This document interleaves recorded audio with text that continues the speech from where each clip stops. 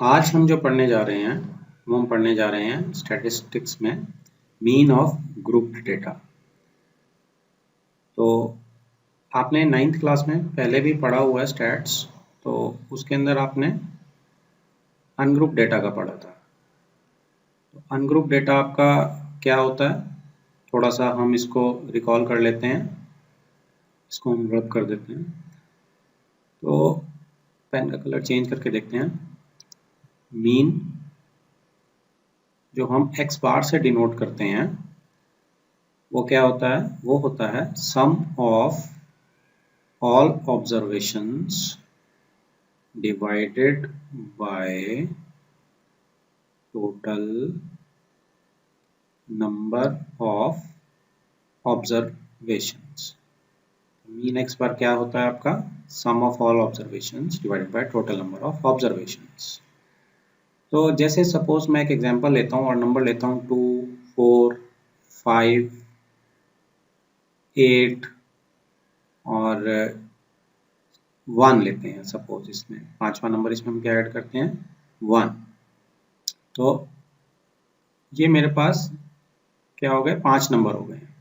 अब मेरे पास जो 5 नंबर्स हैं उनका अगर मैं मीन निकालूं, जिसे हम एवरेज भी कहते हैं, तो इनकी अगर आप सम करेंगे, देखिए हमें पता है कि सम क्या होता है, 2 + 4 + 5 + 8 + 1।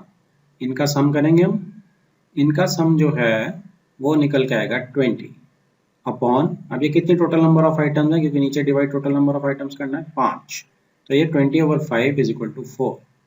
तो मेरा मीन क्या निकल के आ गया इसमें, 4।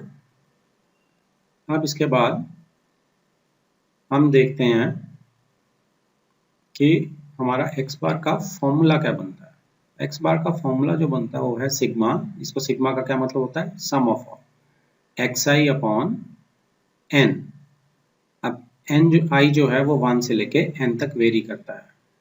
इसका क्या मतलब हुआ कि जैसे मैं 1 डालूंगा i को, तो ये मेरी फर्स्ट टर्म आएगी x1, ये मेरी सेकेंड टर्म आएगी x2, ये मेरी थर्ड टर्म x3, ये मेरी x4 और ये मेरी x5। तो ये मेरी 5 टर्म्स हो गई और n मेरा इस केस में क्या होगा, 5। तो ये मेरा फॉर्मूला बन गया है। इस फॉर्मूले को मैं डायरेक्ट भी लिख सकता हूँ, सिग्मा x ओवर सिग्मा खाली n। आप i1 to n जो है उसे छोड़ सकते हैं, सिंपल याद रखने के लिए। अब जो हम नेक्स्ट करेंगे उसमें हम एक एग्जांपल देखते हैं। एग्जांपल जो है वो कहती है कि मार्क्स ऑब्टेन्ड है। अब मार्क्स ऑब्टेन्ड, जैसे 10 मार्क्स जो हैं वो कितने बच्चों के आए हैं, आपने xi जो है मार्क्स को किया है, fi नंबर ऑफ स्टूडेंट्स को किया है। तो ये दो कॉलम्स हमारे मिले हुए हैं हमें, xi मार्क्स ऑब्टेन्ड और fi नंबर ऑफ स्टूडेंट्स। अब 10 मार्क्स जो हैं वो कितने बच्चों के आए हैं, एक बच्चे के, 20 एक बच्चे के, 36 3 बच्चों के, ऐसे करते करते 95 कितने आए हैं, एक बच्चे के आए हैं। तो ये हमारी ऊपर जो है सारी xi है और नीचे fi की लिस्ट है। अब इसका सोल्यूशन देखेंगे हम कि क्या है। अब देखिए इसको मैंने मार्क्स ऑब्टेन्ड को मैंने वर्टिकल कॉलम में, फर्स्ट कॉलम में अरेंज कर लिया सारा, ठीक है जी। और ये हमें बनाना पड़ेगा खुद वर्टिकल कॉलम में सारा, और fi को मैंने दूसरे वर्टिकल कॉलम में इसके सामने अरेंज कर लिया। अब आप देखिए ये xi से मैंने डिनोट कर दिया है और ये मैंने fi से डिनोट कर दिया है। अब इसके बाद तीसरा कॉलम आप देख सकते हैं, ये fi xi है। अब fi xi का मतलब आपके पास 10 है, एक बच्चे के हैं, तो टोटल मार्क्स मेरे कितने हो गए, 1 × 10 × 1 = 10। ऐसे 20 मार्क्स एक बच्चे के, 20 × 1 = 20 मेरे मार्क्स हो गए। अब 36 मार्क्स जो हैं वो 3 बच्चों के हैं, तो 3 स्टूडेंट्स के तो टोटल मार्क्स कितने हो गए, 36 × 3 = 108। तो ये टोटल मार्क्स हो जाएंगे, क्योंकि हमने यहाँ पे सम लेना है सब मार्क्स का, तो 3 बच्चों के टोटल मार्क्स 108 आए। नेक्स्ट में देख सकते हो आप, जैसे 40 मार्क्स 4 स्टूडेंट्स के आए हैं, तो टोटल मार्क्स कितने हो गए, 40 × 4 160। 40 × 4 = 160, ठीक है, क्योंकि हमने एफ आई इंटू एक्स आई करना। अब ये सारे को हम देखेंगे, सारे मार्क्स हमारे F I X I total marks हैं और इनको हम टोटल कर लेते हैं। इन सबको हम टोटल कर लेंगे और टोटल करने के बाद हमारे पास जो आएगा वो नीचे है sigma F I X I 1779। तो ये हमारे पास total sum of all observation आ गया, यानी सारे मार्क्स का टोटल आ गया। ये आप देख सकते हैं क्योंकि हमें ये चाहिए। तो sigma F I X I sum of all observation को रिप्रेजेंट करता है। अब आ गया टोटल नंबर ऑफ ऑब्जर्वेशन। तो टोटल नंबर ऑफ ऑब्जर्वेशन में आपके पास ये एफ आई वाला कॉलम है, आप इन सबको ऐड कीजिए तो आपके पास टोटल नंबर ऑफ स्टूडेंट्स आ जाएंगे। तो आपके पास सिग्मा एफ आई से हम उसे डिनोट करेंगे। तो sigma F I is equal to 30 हमारा टोटल नंबर ऑफ ऑब्जर्वेशंस या नंबर ऑफ स्टूडेंट्स को डिफाइन करता है। अब ये टोटल हो गया और ये मेरा सम हो गया। अब आप फॉर्मूले में लगाइए मीन के में। मीन का फॉर्मूला क्या होता है? Sum divided by total. तो इसको लिखते हैं X bar is equal to 71779 upon 3030। तो ये क्या आएगा आपका सॉल्व होके? ये आपका सॉल्व होके 59.3 आ गया। तो ये हमारा क्या है? ये हमारा मीन। आप देख सकते हैं ये 59.3 हमारा कहाँ पे लाई कर रहा है? 56 और 60 के बीच में। बेसिकली होता क्या है कि ये आपको बड़ा ध्यान रखना है कि जो वैल्यू है हमारी वो हमेशा मार्क्स ऑब्टेन्ड यानी एक्स आई के बीच में से होनी चाहिए। मीन जो है इस पूरे डेटा को रिप्रेजेंट करता है, इस पूरे डेटा को रिप्रेजेंट करता है। अगर मैं आपसे कह रहा हूँ कि इस पूरे डेटा का कोई एक नंबर है जो इसे रिप्रेजेंट कर सकता है, तो इसे हम लोग क्या बोलते हैं? इसे हम लोग बोलते हैं सेंट्रल टेंडेंसीज। सेंट्रल टेंडेंसी, वैसे तो सेंट्रल टेंडेंसी जो होती है वो 3 होती हैं, मीन, मीडियन, मोड। आगे आप पढ़ेंगे आने वाली एक्सरसाइजेस में। तो इन सब डेटा को मैं एक ही नंबर से रिप्रेजेंट कर रहा हूँ, वो है 59.3। तो इस डेटा की सेंट्रल टेंडेंसी क्या है? 59.3 और वो मीन है। आने वाले चैप्टर्स में आप देखेंगे मीडियन और मोड को भी हम कैसे यूज कर सकते हैं। तो सबसे पहले हम मीन सीखते हैं। तो 59.3 इस पूरे डेटा को रिप्रेजेंट करता है और इसकी सेंट्रल टेंडेंसी है, तो इसलिए इसका आंसर हमेशा इसी डेटा में से होना चाहिए। अब आगे देखते हैं। अब मैं इसका फॉर्मूला अगर बनाना चाहूँ तो क्या बनेगा? तो फॉर्मूला इसका अगर बनाना चाहें तो एक्स बार आप देखिए 1779 की जगह sigma F I over x I over sigma F आई। तो ये मेरा फॉर्मूला तैयार हो गया है। अब आप इसमें आई जो है 1 to n भी कर सकते हैं। और ये ऊपर जो है मेरा, ये मेरा फॉर्मूला किस चीज़ का तैयार हो गया है? ये आई 1 to n भी कर सकते हैं। ये मेरा एफ आई इंटू एक्स आई वाली फॉर्म का फॉर्मूला तैयार हो गया है। ऊपर डिफरेंट फॉर्मूला है रॉ के लिए और नीचे जो आपने इसको इस फॉर्म में डाटा दिया उसका फॉर्मूला है। अब हम अगला भी देखेंगे। अगला देखते हैं कि कैसे हम अगले एग्जाम्पल से कैसे इसको दूसरे डाटा में अप्लाई कर सकते हैं या कोई और मेथड। अब इसकी जो हम एक क्वेश्चन और लेते हैं, इसी एग्जाम्पल को हम ग्रुप कर देते हैं। अब ये ग्रुप्ड डेटा है। ये क्या है? अब ये ग्रुप डेटा है। अब देखो इसमें ये 10 से 25 की क्लास बनी हुई है, यानी कि 10 से 25 मार्क्स कितने बच्चों के आए हैं? 2 बच्चों के आए हैं। और 25 से 40 मार्क्स 3 बच्चों के आए हैं। तो यहाँ पे क्लासेस बना दी गई हैं और इसकी हेडिंग भी क्लास इंटरवल ही दी गई है। तो ये अब आपका किस टॉपिक के अंदर आ रहा है? Group data. तो ये आपका ग्रुप डेटा के अंडर आएगा टॉपिक। तो आपके डेटा को ग्रुप किया है। इसका सोल्यूशन देखते हैं। अब आप देखिए क्लासेस को आपने वैसे ही वर्टिकल लाइनअप में लिख लिया है जैसे हमने पहले लिखा था। फ्रीक्वेंसी को हमने नंबर ऑफ स्टूडेंट्स को भी वैसे वर्टिकली लाइन अप कर लिया है और एफ आई हमने फ्रीक्वेंसी को डाला है, जबकि क्लास इंटरवल में एक्स आई मिसिंग है। यहाँ पे कोई भी एक्स आई नहीं है। तो ऐसा क्यों है? क्योंकि हम देखिए आप पिछली बार हमने एफ आई इंटू एक्स आई करा था, जो हम पूरी इस 10 इंटू 25 क्लास का 2 को मल्टीप्लाई नहीं कर सकते हैं। तो हमें इसकी एक सिंपल फिगर चाहिए होगी और वो हम कैसे ऑब्टेन करते हैं? क्लास मार्क से। तो हमारे पास एक नया कंसेप्ट आता है क्लास मार्क का, उसको हम एक्स आई से डिनोट करते हैं। और वो सिंगल फिगर हम कैसे निकालते हैं? देखते हैं। तो आप अगर 10 से 25 की क्लास लेते हैं तो इसका क्लास मार्क आपका कैसे आएगा, 10 प्लस 25 डिवाइडेड बाय 2। तो ये आपका निकल के आएगा 35 डिवाइडेड बाय 2 और 17.5। अब 17.5 देखिए हमने इसके सामने लिख दिया क्लास मार्क। बेसिकली ये इसका मिडिल पॉइंट होता है 10 और 25 का। देखते हैं क्लास मार्क, इस कंसेप्ट को थोड़ा सा लिख के यहाँ पे ताकि हमें रिटेन रहे ये। तो क्लास मार्क क्या होता है, 10 से 25, जिसको हम क्या बोलते हैं, क्लास इंटरवल, क्लास इंटर। तो अब इससे हम क्लास मार्क कैसे निकालेंगे, इस क्लास का मिडिल पॉइंट हमने निकालना है। 10 को हम बोलते हैं L यानी लोअर लिमिट, क्या बोलते हैं इसको, L से लोअर लिमिट। और 25 को हम बोलते हैं U से अपर लिमिट यानी अपर लिमिट। तो अब क्लास मार्क में थोड़ा नीचे लिख देते हैं सर।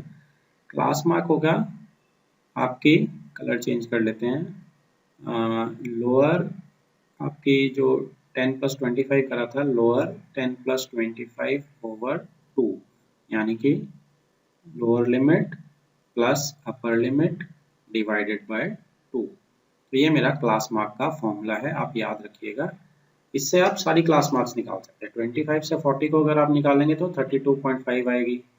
40 और 55 से अगर आप क्लास मार्क निकालेंगे तो 47.5 आएगी। ऐसे ही हमारी बाकी तीनों आएंगी। इसके बाद ही हमारे पास क्लास मार्क आ गई, ये XI आ गया हमारे पास। अब पिछले की तरह हम FI इंटू XI कर देंगे क्योंकि FI और XI दोनों आ चुका है। तो 2 को मैं जैसे ही 17.5 के साथ मल्टीप्लाई करता हूँ, मेरा आता है 35, और 32.5 को मैं 3 के साथ मल्टीप्लाई करता हूँ तो मेरा आता है 97.5। अब आप ऐसे ही सारे निकाल सकते हैं और एंड में इनको ऐड करेंगे, सम करेंगे, क्योंकि सम चाहिए हमें, सिग्मा FI XI चाहिए, और यहाँ पे हमने फ्रीक्वेंसी को ऐड कर लिया तो हमारा सिग्मा FI आ गया यहाँ से।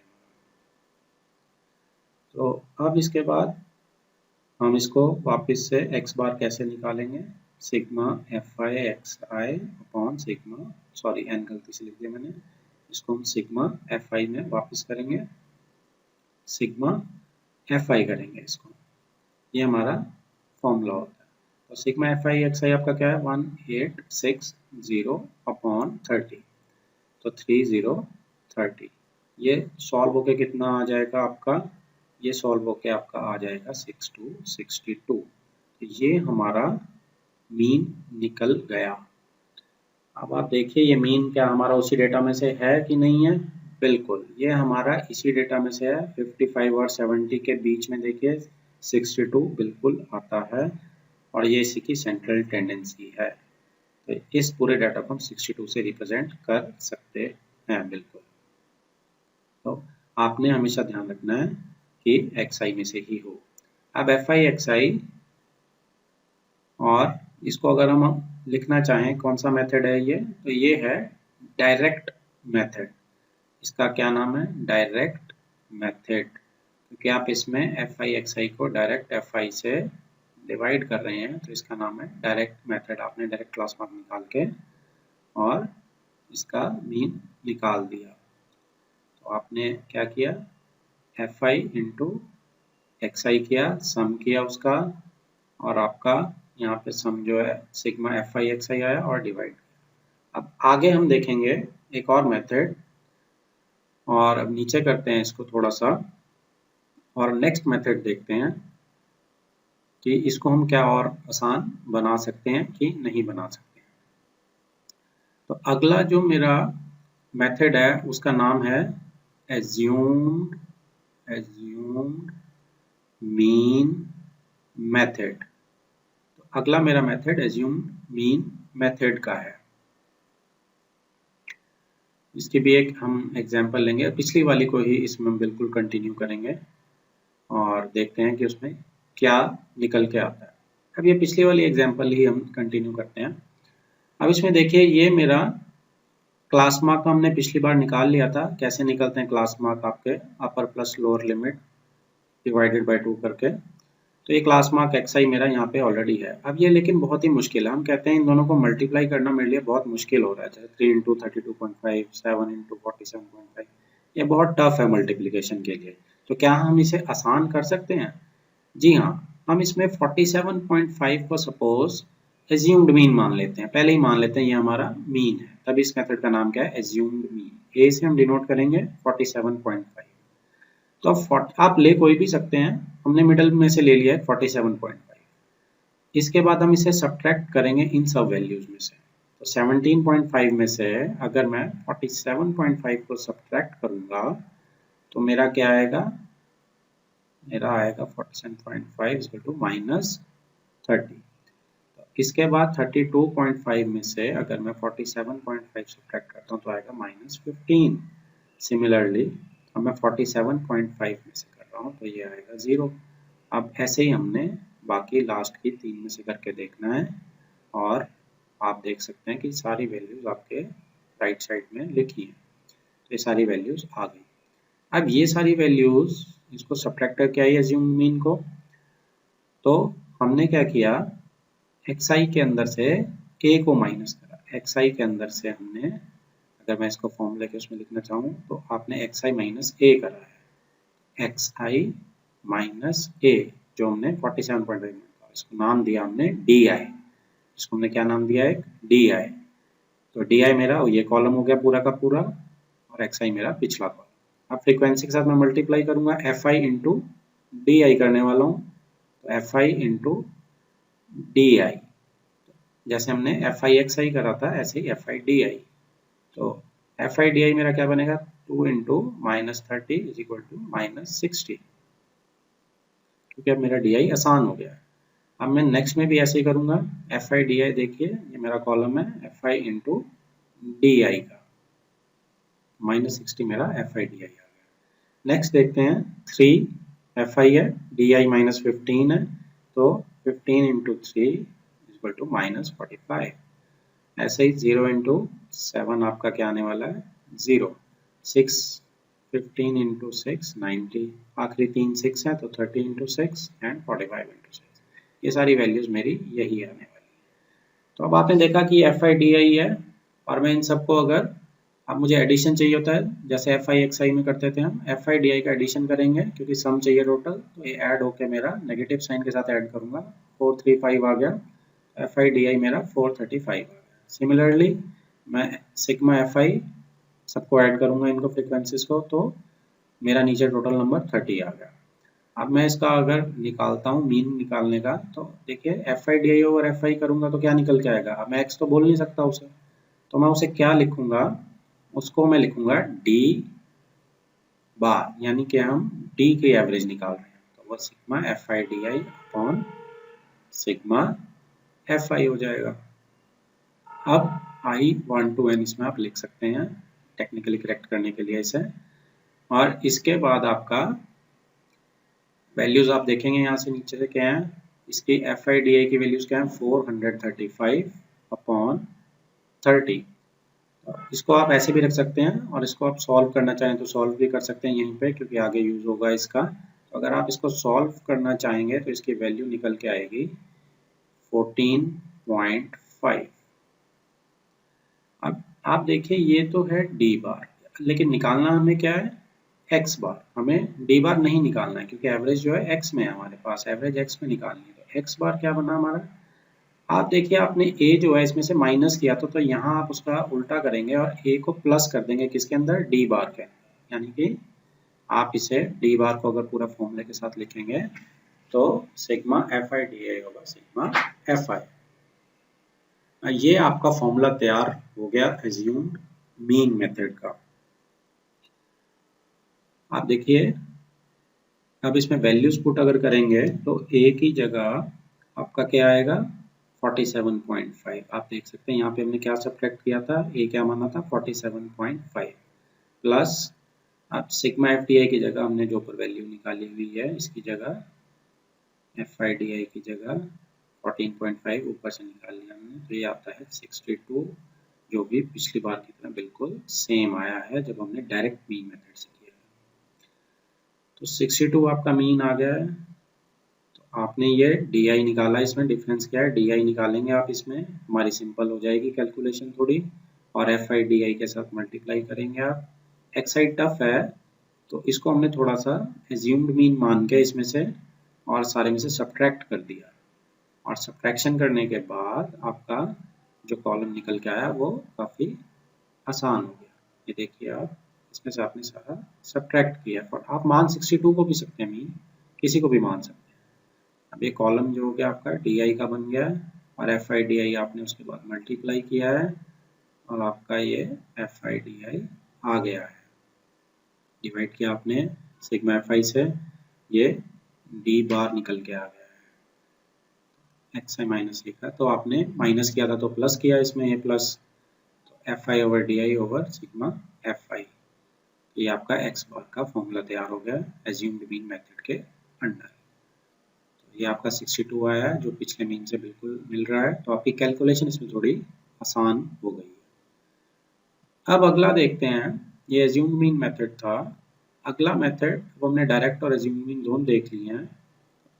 तीसरा मेथड जो हम देखने जा रहे हैं वो है स्टेप डेविएशन मेथड।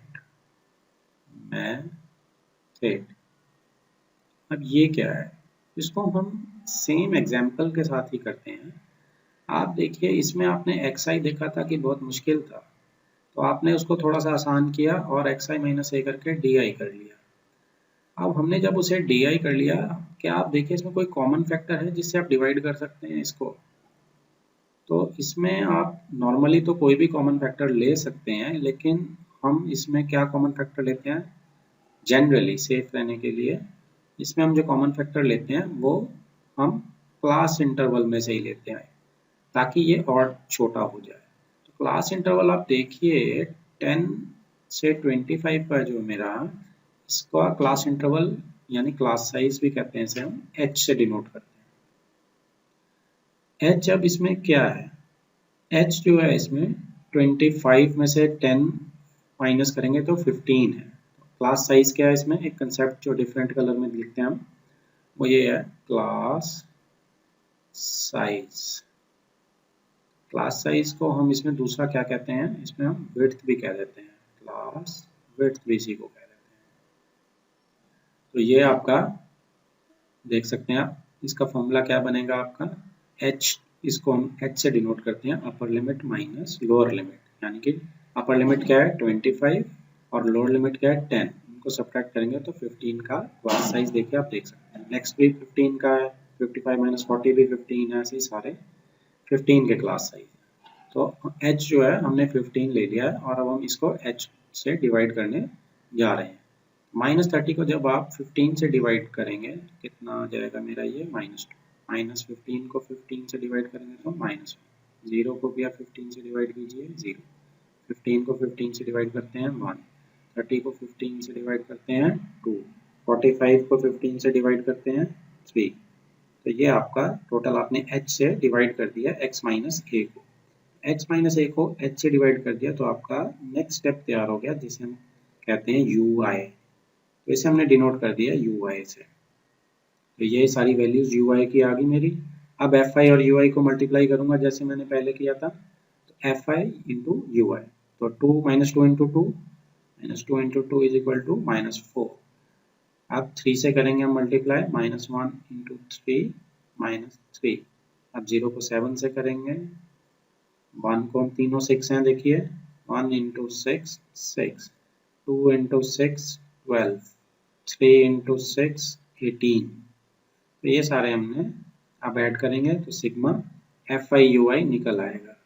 आप नेगेटिव साइन के साथ ऐड करेंगे, आप ये सिग्मा एफ आई भी हम निकाल लेंगे पूरी फ्रीक्वेंसीज को ऐड करके, और आप हम इसको लिखेंगे तो क्या हमारा फॉर्मूला बनेगा देखते हैं पहले। तो अभी हम सिग्मा एफ आई यू आई करेंगे तो हमारा sigma F I U I upon sigma F आई को डिवाइड करते हैं अगर, तो क्या निकल के आता है, एक्स आई तो निकल के नहीं आएगा, तो यू आई, यू निकल के आएगा, यू बार।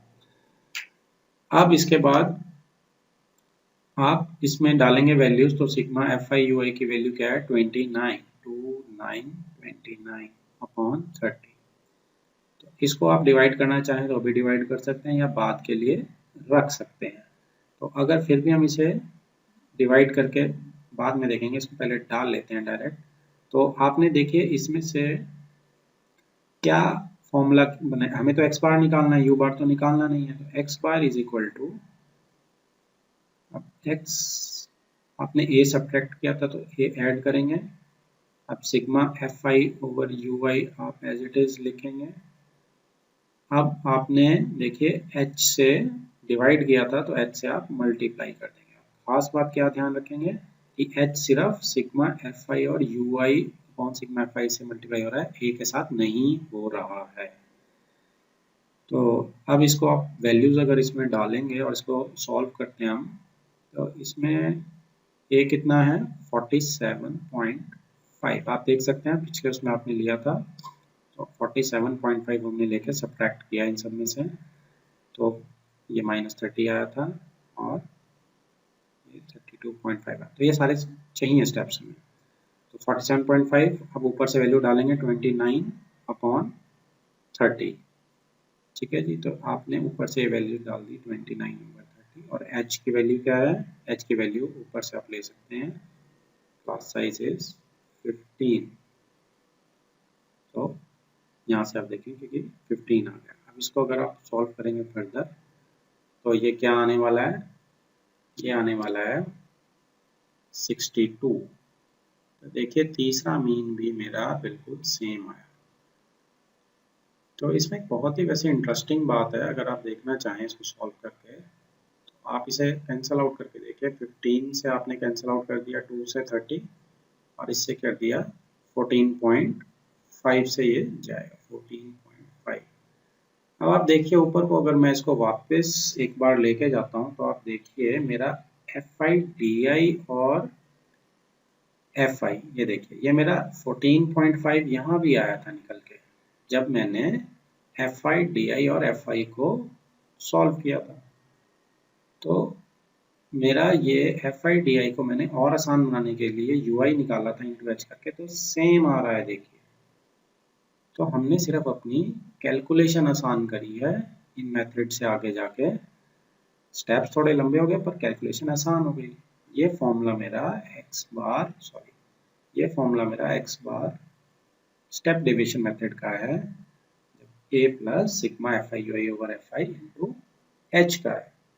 ये स्टेप डेविएशन का मेथड है। अब अगर एक बार ऊपर रिकॉल करूं मैं, तो मेरा एज्यूम्ड मीन का मेथड क्या है, एज्यूम्ड मीन का मेथड ऊपर चलता है थोड़ा थोड़ा थोड़ा थोड़ा थोड़ा। ये मेरा जो मेथड है ये मेरा डायरेक्ट मेथड है, सिग्मा एफ आई अपॉन सिग्मा एफ आई, ये डायरेक्ट मेथड आ जाता है। तो यहाँ पे ऐसे हमारे तीनों मेथड हैं। अब आप मेरे से क्वेश्चन पूछेंगे कि हमने इसको यूज कैसे करना है, तो आप इन क्लास मार्क्स की वैल्यू पे डिपेंड करेगा कि कौन सा मेथड यूज करें। अगर ये क्लास मार्क देखिए आपको लगता है कि मैं बड़ी सिंपली हैंडल कर लूंगा मल्टीप्लिकेशन में एफ आई एक्स आई के साथ, तो आप डायरेक्ट मेथड लगाइए। अगर आपको लगता है कि ये मुश्किल है तो आप एक स्टेप आगे जाके एज्यूम्ड मीन, अब ये वाला कॉलम मेरा डी आई का अगर आसान है मल्टीप्लिकेशन के लिए तो मैं एज्यूम्ड मीन मेथड लगाऊंगा। और अगर मेरा ये भी टफ लगता है मुझे तो मैं इसको यू आई में कन्वर्ट करूंगा एच से डिवाइड करके, और ये बड़ी सिंपल वैल्यूज आ जाएंगी तो मैं स्टेप डेविएशन मेथड लगा दूंगा। तो ये डिपेंड करता है कि मैं किस चीज़ में कंफर्टेबल हूँ, या फिर ये डिपेंड करता है कि आपके क्वेश्चन में क्या दिया गया है कि आपको स्टेप डेविएशन लगाना है या आपको पर्टिकुलर कोई मेथड लगाना है। तो 4 मार्क्स का अगर क्वेश्चन आता है तो आप नॉर्मली स्टेप डेविएशन मेथड ही लगाइए, क्योंकि उसमें मार्क्स पूरे मिलने की ज़्यादा गुंजाइश है। अब एक और बात, खास बात ध्यान रखेंगे आप लोग कि जो हमारा इसमें क्या कहते हैं, ये जो स्टेप डेविएशन मेथड है ये इक्वल जो हमारा साइज होता है क्लास इंटरवल का, जरूरी नहीं है कि उसी पे डिपेंड करे। यहाँ तो सब इक्वल दिया हुआ है, अनइक्वल साइज अगर आपको दिया जाता है तब भी आप स्टेप डेविएशन मेथड जो है, स्टेप डेविएशन मेथड जो है बड़े आराम से लगा सकते हैं, वो बिल्कुल भी गलत नहीं होगा। सपोज 16, 20, जैसे यहाँ सारे 15 थे, 16, 20 का भी कर दिया।